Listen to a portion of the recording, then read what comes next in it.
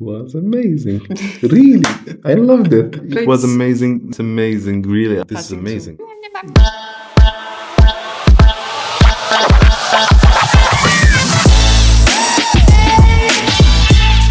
Hello, hi. Welcome to our new podcast. In this episode, we'll talk about mental health, and we have some questions that we'll answer. And our guest for today is our friend Gabby. Yes. She's a local volunteer here in Craiova. She's from. Oh, you can talk for it yourself. Yeah. Sorry. So, hi everyone. I'm Gabby, and I'm a volunteer in another association, which is named Comunitati pentru Tineret. We're also based in Craiova, and I'm from France. That's it. You can go. Amazing. Okay. And I'm Khaled, and I'm here as a volunteer with Studentilor here in Craiova. And we have some questions about mental health and culture and how it affects the person well-beings. And we will see like different perspective from other people. How are you? I'm very good, thank you. Amazing. How are you? I'm great. Good. Thank you.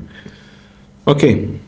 What do you think about the culture and how it affects the mental health?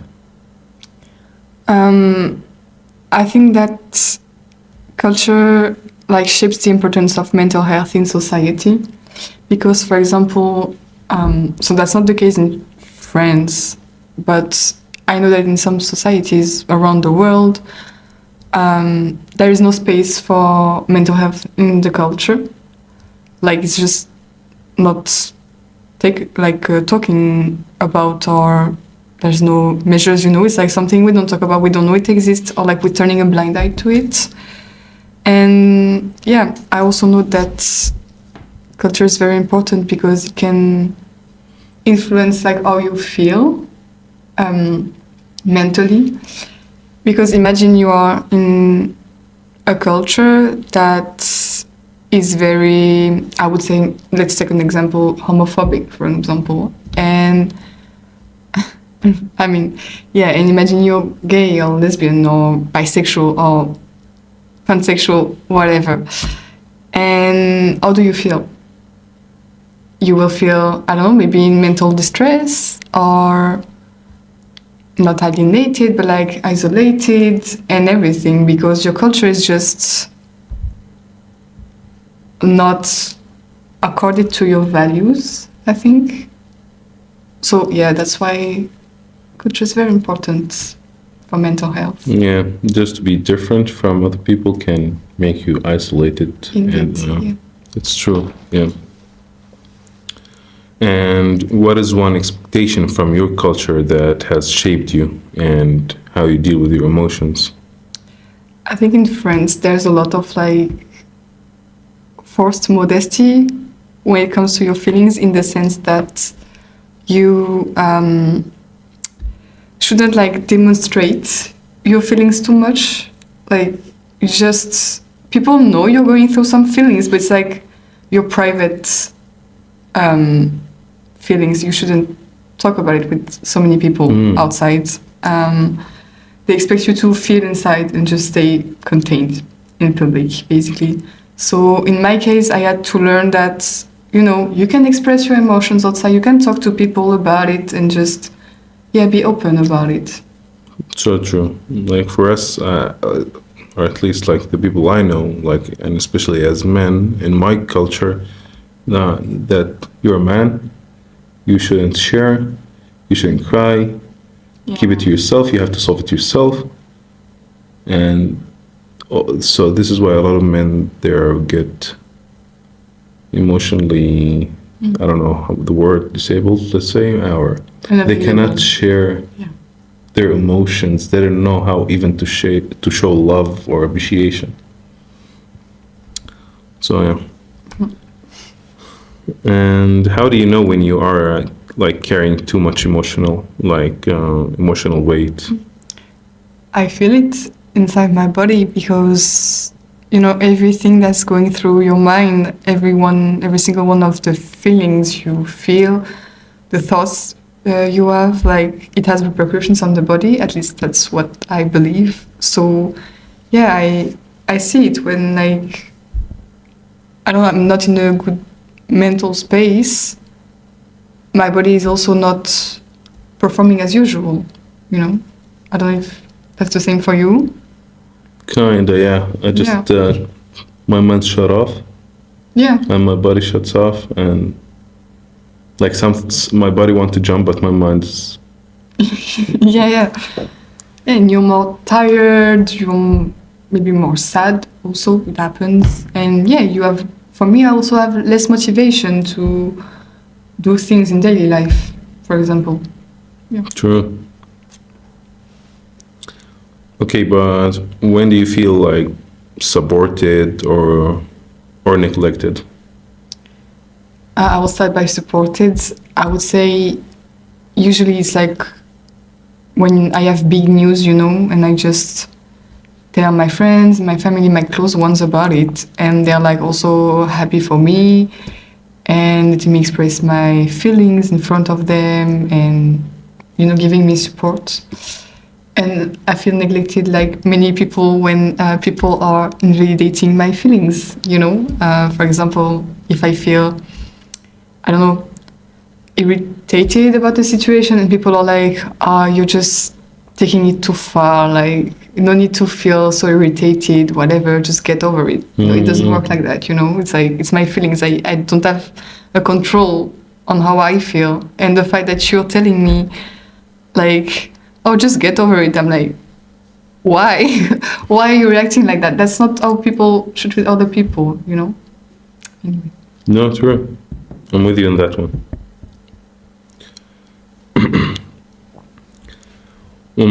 How does your upbringing or the community influence you how to ask for help?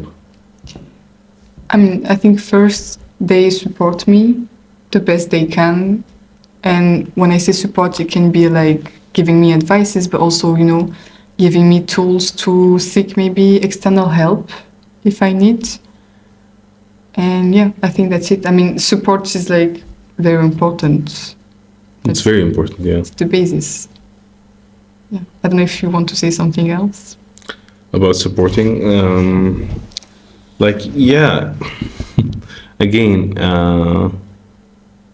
for me at least, like there were no means to ask for help about these kind of things. And I had to deal with it alone. And to search and to read and to go through it alone because there is no much support in these matters, and if there is, they don't have really any experience of helping you or advising you in the right way what to do. Yeah, I think if I can. Yeah, of course you can. I think for me, it's like I'm lucky because, for example, when I was a teenager, I was not feeling mentally that well, and like I just had to talk about it to my parents, and they were like, okay, we can like help you, I mean us, and you can also go see a psychologist, and they came with me to the psychologist and they made sure I had enough sessions. Like this is also something I had easy access to, and I think it's not the case of everyone, so I'm very grateful for that. But it's also, yeah, I think it depends, the support you will get depend on your culture, again, the people you're with, because, some people just don't have the opportunity to have people to support them, so that's, For me, about asking for help, like from my family, for example, I always thought they're having their own things. I don't want to overload them. I'm also the oldest child. So it's also like, they have other kids to take care of. And also to go for specialist, it is kind of expensive in Jordan. It is too expensive to ask for help in these matters. It is. Even in France, it's very expensive. But we are starting to have like some initiative when it's like, at least a part of it, like half of it is paid by the state. Oh. It's starting to arrive. Not for every psychologist, but yeah. There's options at least. There are options. Oh my, this is amazing, actually. I hope the same will arrive in Jordan. I hope so, but we'll see about Jordan. Are there pressures you feel that you cannot talk about openly? I would say generally no, because again, I am grateful for my close ones and they usually give me support. But also, I think when it's like internal pressures that you're putting on yourself, it's always hard to talk about. Because I will give an example. Like, I'm a perfectionist, so like everything I do has to be perfect, and it's like, I mean, perfectionists will understand what I mean, but like, it's putting like enormous pressure on everything I do, even if the thing I do like doesn't need to be like I don't need to be stressed about the thing I do, you know? I don't know if you get it. I get it. Yeah, okay.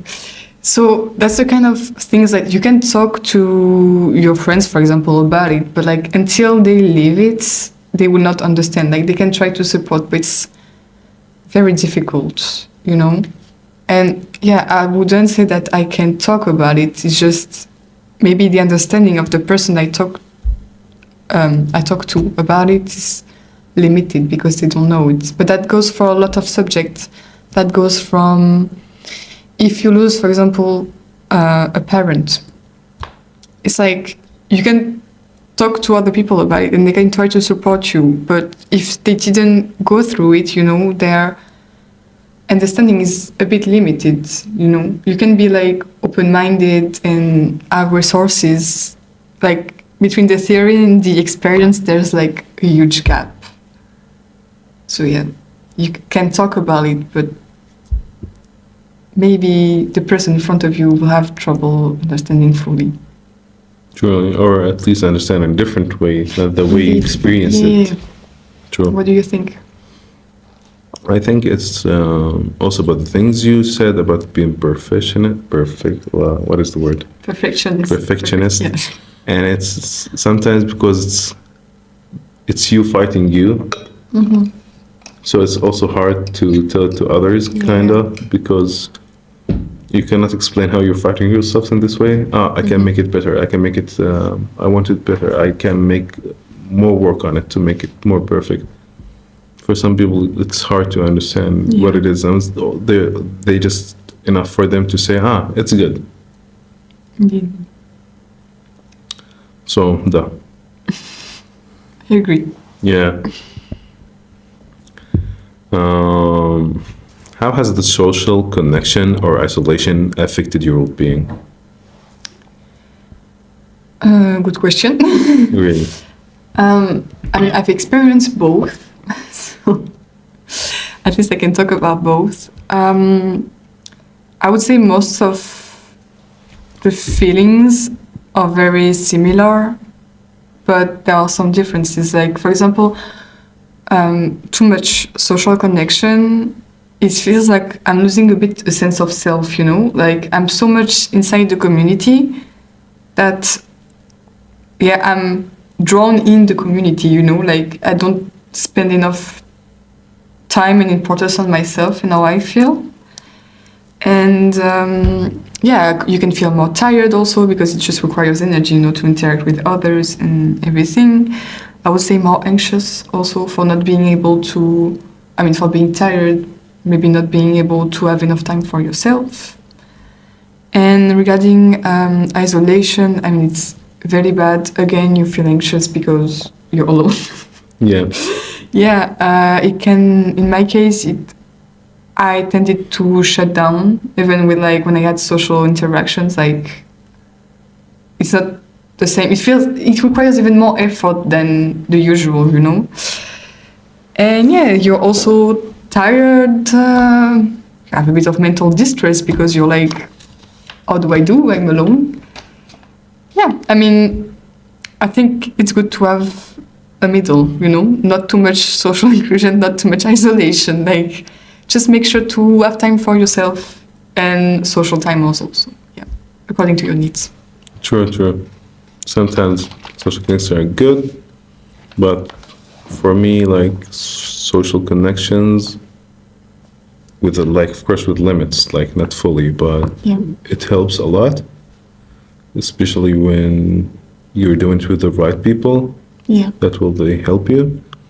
And also for me, isolation was Of course, it's bad sometimes at first, but at the end, it's, for me at least, it's like a healing power.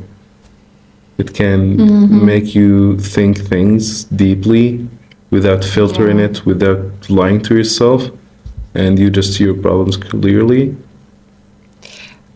I think I think it depends if it's like you wanted to isolate yourself or if it just happened. Well, how I see it or saw it, at least, it wasn't intentionally first, but then when you are in it, you are in it. Like, Indeed, okay, yeah. let me deal with it. But at the end, when it's healing, it's become a choice that the person Yeah. should make. Because sometimes it's really good. If, at least for me, Yeah, I like don't not know. not fully, not like fully isolated, not, but because you can have both at the same time. Yeah.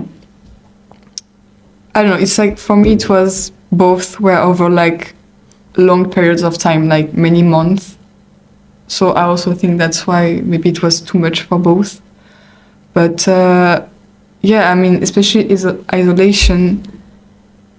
Yes, you have time to think about yourself, and you can do stuff by like learn how to do things on your own and everything. But I do think that I don't know. I remember more like bad sides than good sides, to be Yeah. honest. Especially because I did not really like. I still had social connection with like some people, but clearly not enough for me to be like happy. I think that's why.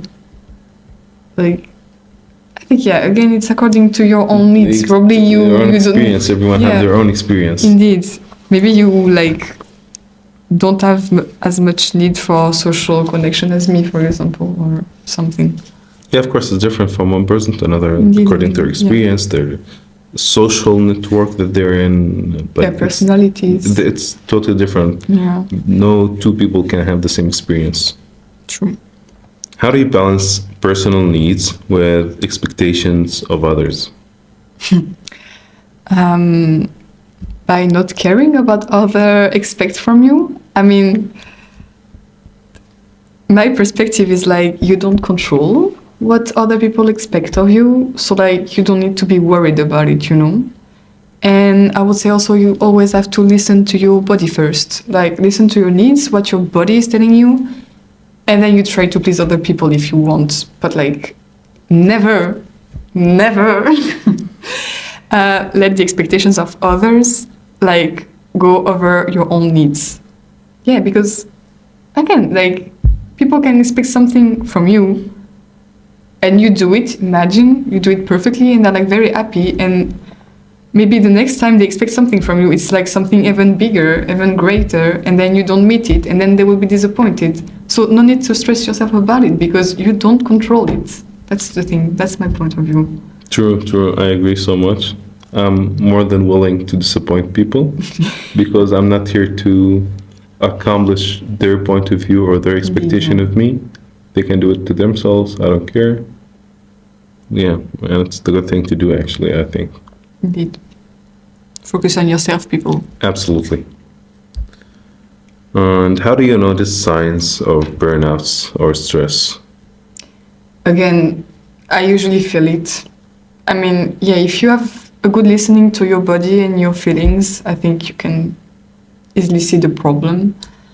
I would say, for me, I have like an incapacity of doing daily tasks that are not that hard to do, like answering messages, for example. I don't know why it seems impossible sometimes to do, so I take ages to do it.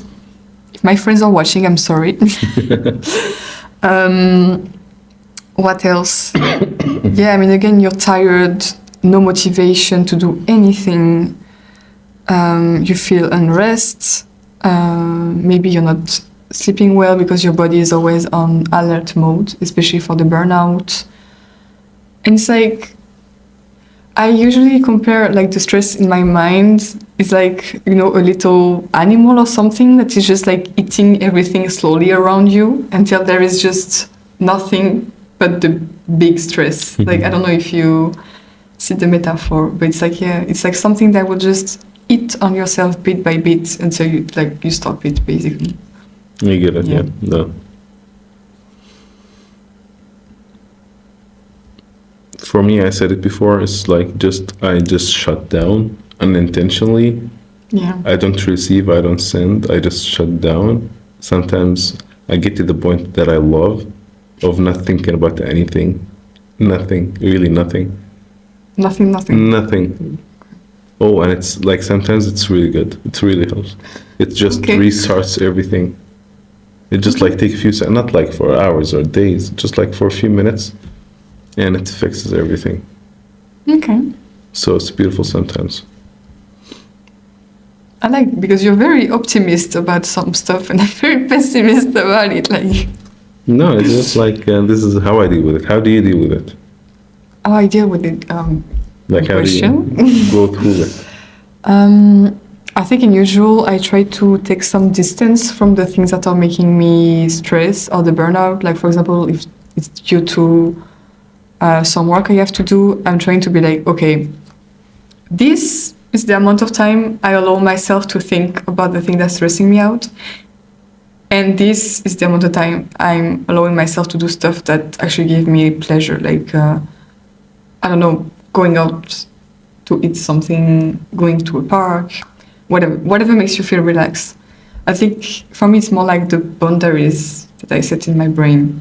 And if that doesn't work, yeah, again, I'm trying to do things that will make me my mind and my body more quiet, like meditation, stretching, sleeping. Absolutely sleeping, yeah, of course. The best thing in the The world. best, I agree. Yeah. But again, if none of this work and it's over a long period of time, I usually just ask for external help, psychologist, this kind of stuff. Mm. For me, it's very simple. Just sleep. No, after my mind's open again, I clean my room, Okay. get a hot shower, get a haircut, cook something. Everything will fix itself after. Okay. Every okay. time, every single time it works. Nice. I mean, if you found the solution, It's amazing perfect. solution. Really, it's very easy, very simple. I can do it from home, so it's amazing. I think also me, I like when I'm stressed or burnout, I just go travel somewhere and then I'm better. But it's more expensive, so. It's more expensive. No, I do it on a budget.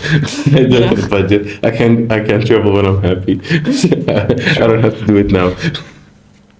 So yeah, it's amazing. So yeah, that was our podcast. Would you like to add anything? I don't know. What are the to go back a bit to the first question, about what was it? Sorry, I'm just gonna. What Do you think that culture affects mental health? What's the culture in Jordan about mental health? Like you said it a bit, but like, It's Are not you- very supported. yeah, It's like another problem, another day. You don't think about it. You just stress yourself all the time. There's no means to help. okay, Like, it's hard for everyone, but for me, I was especially as men in my family, they're like, oh, you can deal with it. You don't cry about it. You don't share your feelings. You don't show emotions. You don't. And I think also, like my sisters, for example, I think maybe some people talk, some people blah, blah, blah. Like my sisters talk to me, but I don't talk to anyone about these. Maybe I'll talk to my friends sometimes. maybe you But should. also some things, like I started to change. I started to share. Like a year ago, let's say, from a year till now, I'm started to see it in a different way, but not about culture, about myself. But culture is no one can support you or help you. Okay, and do you think because I think you told me that you are the eldest of I am. your siblings, yeah. Do you think there's really this thing of like the eldest child having to grow up, I would say, faster than the other one, like mentally? Or do you feel like a certain weight on your shoulders because you're the oldest and like others might not have? Well, kinda. It's not that I'm pushed to it, but that I feel I have to. That I have to be more mature more. So they rely on me that I can be enough in any way possible, and emotionally, in every way, Okay. in career, education, blah blah blah blah blah. Like I have to be enough for them. If they need something, I can help them. So it adds more pressure. But that's, in your case, it's internal pressure. It is. Yeah. It's not cultural, Yeah. but also as a cultural pressure, Really? it adds. Okay. I'm the oldest, also not from my family because we have big families. I'm also like with my cousins. I'm also the oldest. Okay, yeah. Like with my, at least my mom's side, my dad's side, I'm not the oldest. But also as a family, because we're very big families, it's also add, if you're the oldest, adds more pressure. That like connection wise, you have to be good. You have to be, I don't know how to say it, not the perfect son, but yeah, kind of. Yeah, I think I get it. Yeah, you have to Yeah. be the good son, the perfect one. So yeah, it adds a lot of pressure socially, mentally, emotionally. Yeah. I mean, I can imagine. Yeah. Yeah, I mean, I have a total different experience because I'm an only child. So, I mean, somewhere, like what my parents want, like, I have to be the only one to execute it.